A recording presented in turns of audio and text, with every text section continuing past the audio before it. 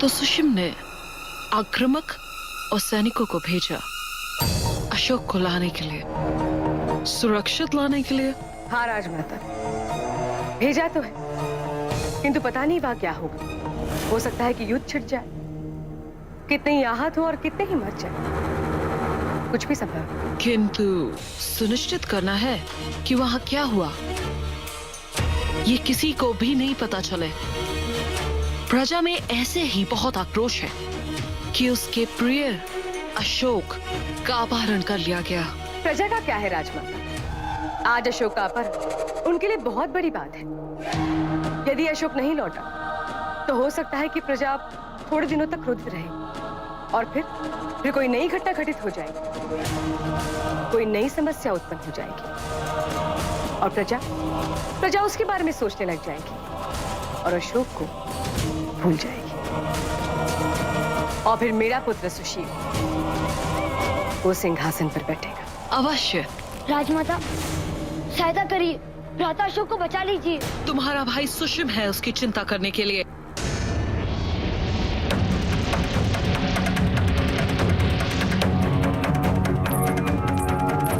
चारुमित्रा, तुम सोचती रह जाओगी सुशिम को सिंहासन दिलवाने का, पर हम जानते हैं उस सिंहासन पर नाम किसका लिखा है।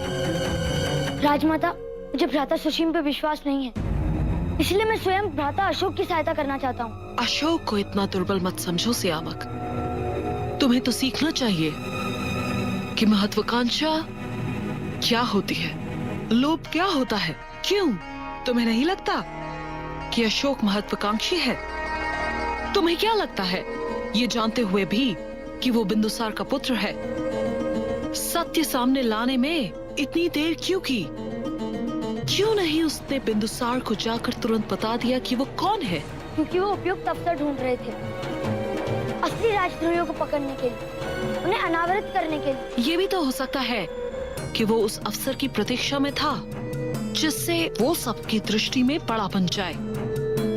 यही होती है एक महत्वाकांक्षी की सोच कि उसकी मंशा किसी को पता नहीं चल पाती है। सब उसकी बात पर विश्वास करते हैं और परिणाम देखो, कुछ ही दिनों में उसकी लोकप्रियता कहां से कहां तक पहुंच गई है। मुझे तो बार बार लगता है कि एक दिन वो सिंहासन पर बैठ जाएगा। वो सदैव मुझसे कहती है कि मैं सम्राट बनूंगा और वो मेरे सेनापति। श्यामक, राजा सेनापति के ऐसे खेल बच्चे खेलते हैं और वो तुम्हें खिला रहा है। समय आने दो, समझ जाओगे।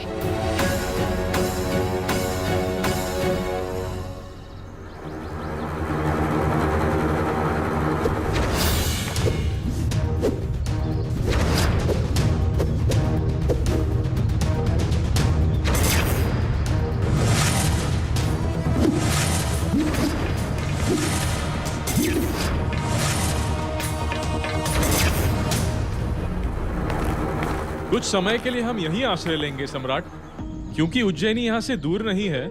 आचार्य चाणक्य सैनिकों के एक छोटे से दल के साथ सुरक्षा के दृष्टिकोण से निरीक्षण कर रहे हैं।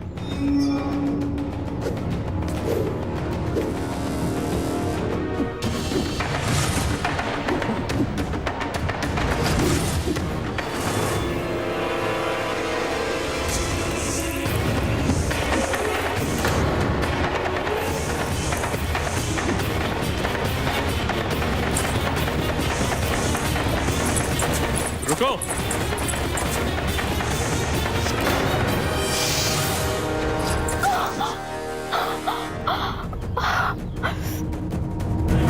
इसे शीघ्र राजवैद्य के पास ले जाओ। नहीं सम्राट, मैं ठीक हूँ। मुझे बिच्छू के विष को निष्प्रभाव करना आता है। किंतु तुम्हारी सुरक्षा हमारा दायित्व है। ले जाओ उसे।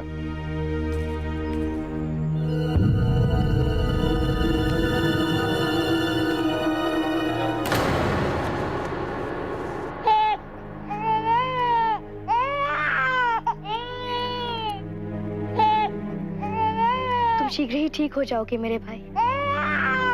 अभी से शरीर का ताप कम होता दिख रहा है।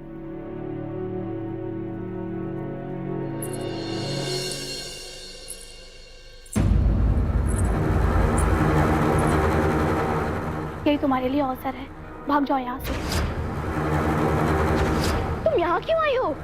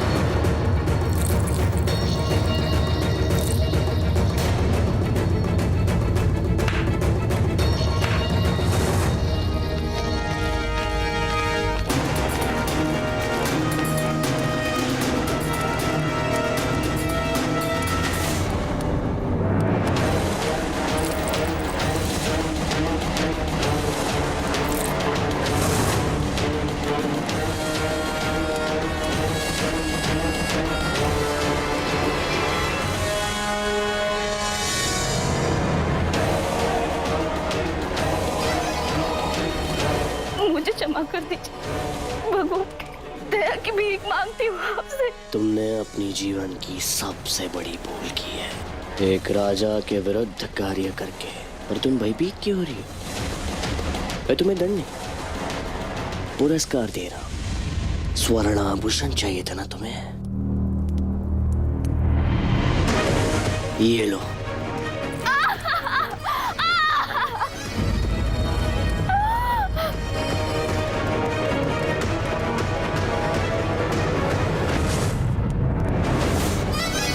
ले जाओ इसे।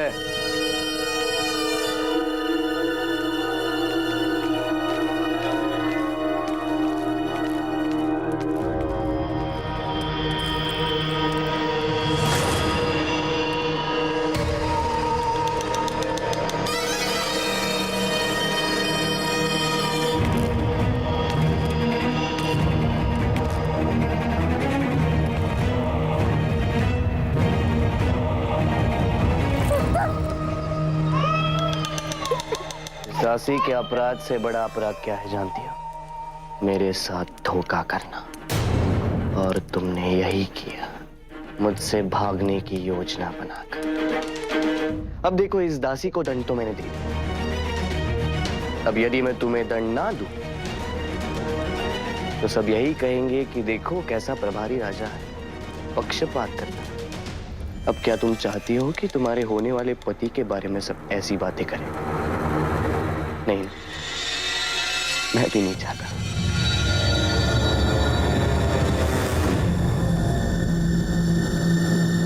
नहीं, नहीं।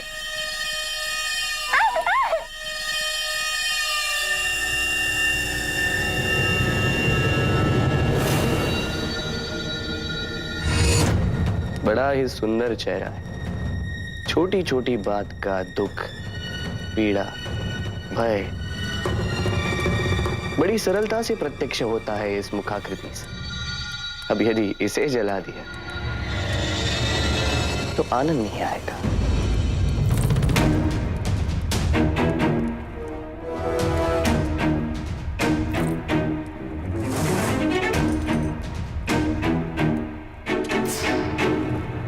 नहीं सचिव, सचिव तुम्हें जो भी दर्द है तो मुझे दो, उसका कोई दोष नहीं है। उसे छोड़ दो, उसे छोड़ दो सचिव। इतना तनावपूर्ण वातावरण अच्छा नहीं है। चलो कुछ मनोरंजन हो जाए।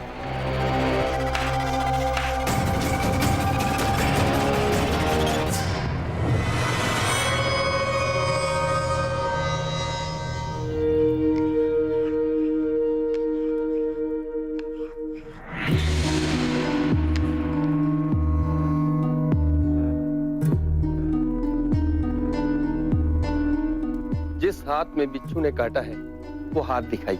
मुझे किसी उपचार की आवश्यकता नहीं है, मैं ठीक हूँ। तुम ठीक हो या नहीं इसका निर्णय मैं करूंगा। मैंने आपसे कहा ना, मैं ठीक हूँ। आप चाहिए और मुझे विश्राम करने दीजिए।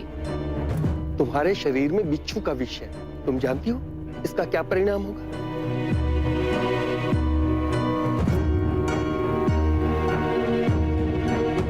बिच्छू ने कहां डसा था, कोई चिन्ह क्यों नहीं आया? अर्थात बिच्छू ने तुम्हें डसा ही नहीं। तुम ठीक हो। मैं अभी सम्राट को सूचित करता हूं। रुक जाओ।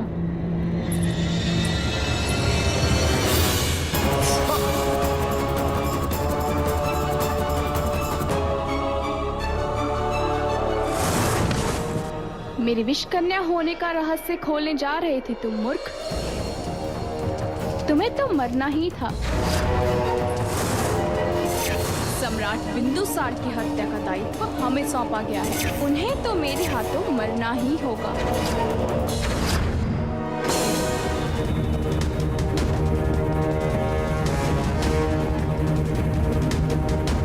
भागने का बहुत शौक है ना तुम्हें? अब तुम इस पे खड़ी होकर मेरे लिए नृत्य करोगे। कोई समस्या? कोई बात नहीं। उसे नहीं, उसे नहीं। करोगे क्या?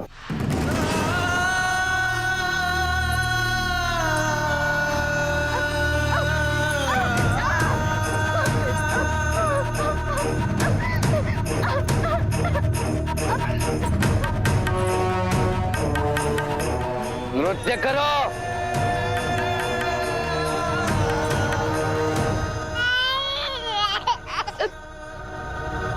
मुझे लुभाओ अहंकारा। कल्पना करो कि तुम्हारे पैरों तले सुशीम ने पुष्प बिछाया।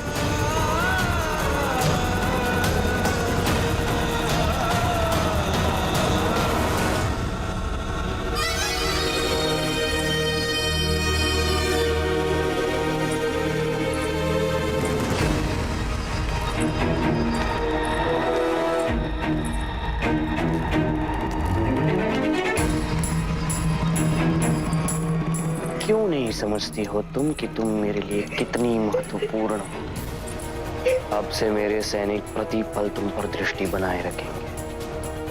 और यदि इसके पश्चात भागने का प्रयास भी किया तो अपने से पहले अपने भाई के निर्मम हत्या का निमित्त बनोगी तुम। और ये मेरी अंतिम चेतावनी है।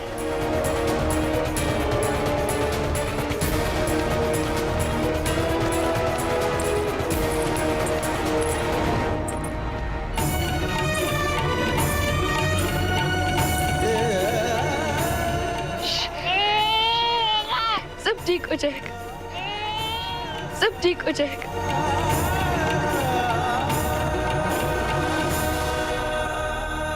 शत्रुजीत, मुझे एक बात का तो विश्वास है कि जो कुछ भी हो रहा है ये ना तो मेरे पिता के आदेश से हो रहा है और ना ही उन्हें इस बात की जानकारी है। हमें उनके लौटने तक की प्रतीक्षा करनी चाहिए। मैं उनसे बात करके इस समस्या का समाधान निकालूंगा। सब ठीक हो जाएगा। और तब तक जो लोग मर चुके हैं उसका क्या? तुम्हें पता है प्रतिदिन ये संख्या बढ़ती जा रही है। मरना तो वैसे भी है, तो क्यों ना लड़कर मरा जाए। और यदि पूर्णिमा के रात तक तुम्हारे शासक ने कुछ नहीं किया तो पाटलिपुत्र में हम इतने शव बिछा देंगे कि तुम लोग हटा भी नहीं पाओगे। तुम्हें भी नगर छोड़ अपने अपने घर छोड़ जाने पे विवश कर देंगे हम। नहीं शत्रुजीत नहीं, हमें कोई और वाहन ढूंढना होगा।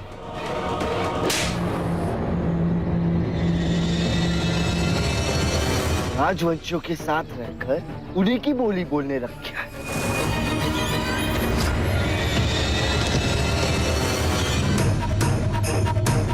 अब और समझे ना?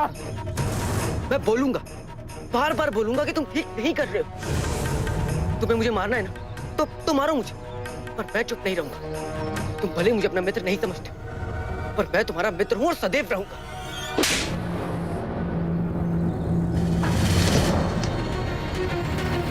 पता करो, पाटलिपुत्र ने हमारी मांग स्वीकार किया नहीं।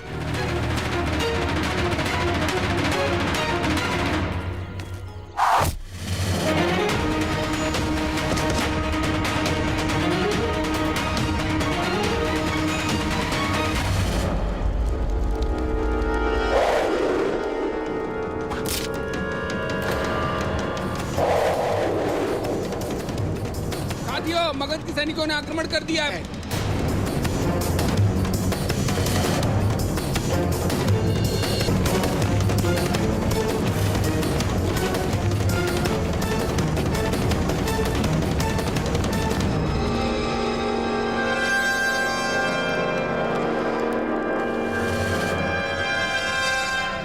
मित्र, मित्र मेरे नेत्रों से ये पट्टी हटा दो ताकि मैं भी तुम्हारी गति से चल सकूं, अन्यथा मेरे कारण तुम सब भी पकड़े जाओ।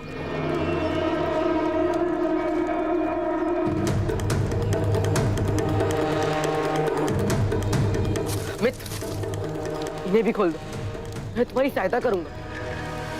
यदि आक्रमण शीघ्र नहीं रोका गया तो सब समाप्त हो जाएगा और इसमें किसी का लाभ नहीं होगा। तुम सबके साथ हुए अत्याचार का सत्य बाहर लाने के लिए तुम सबका जीवित रहना अनिवार्य है।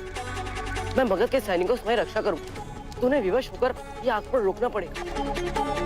मित्र, मैं उचित कह रहा हूँ।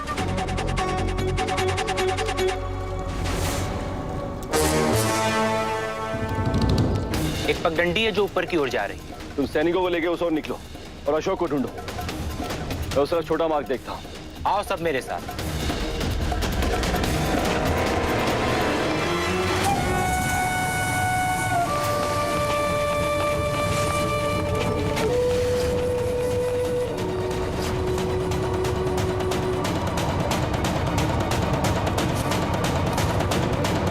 इतने वर्षों की मित्रता का मूल्य मांग रहा हूँ, अंतिम बार मुझ पर विश्वास कर लो।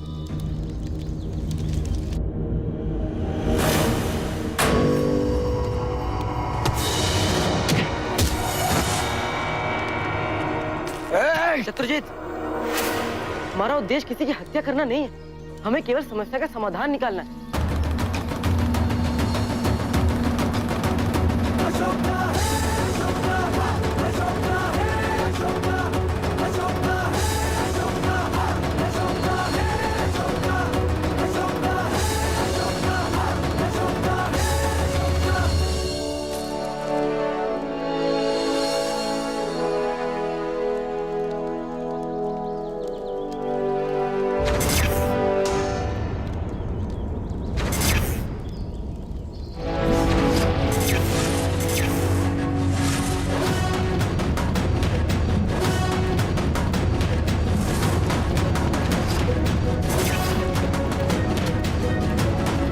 चलो, हमें यहाँ से निकलना होगा।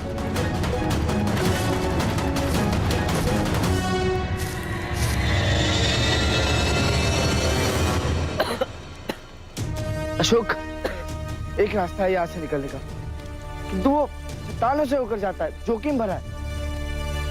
जब मित्र साथ में हो तो चिंता कैसे? रुको अशोक, पहले मुझे सुनिश्चित करने दो कि कोई खतरा तो नहीं है।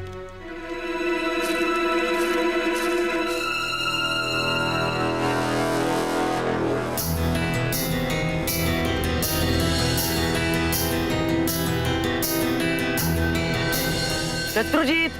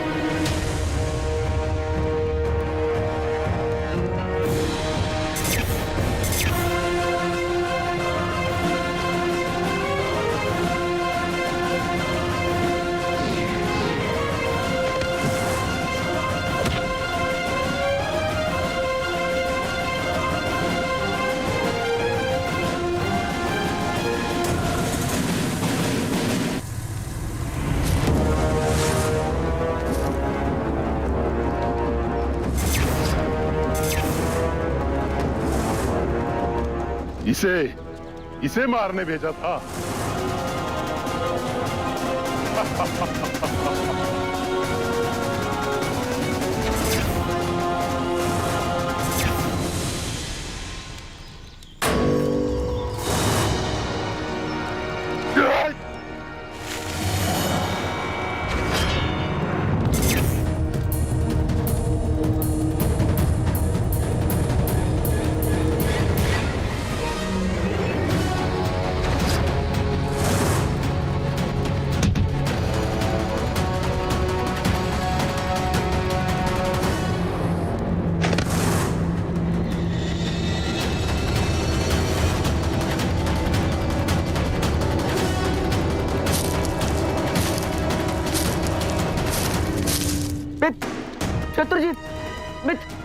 अपने नेत्र खोलो मित्रजीत। उठो मित्र। तुम्हें विश्वास दिलाना चाहता था कि मैं उसके पक्ष में हूँ जो सही है। तो मुझे इन अत्याचारों के बारे में कौन बताए? हाँ, कौन इनके भ्रष्टाचार के बारे में बताए? बताओ मित्र, बताओ ना मित्र, कौन बताएगा? शत्रुजीत, मैं सहायता लेकर आता हूँ। हाँ?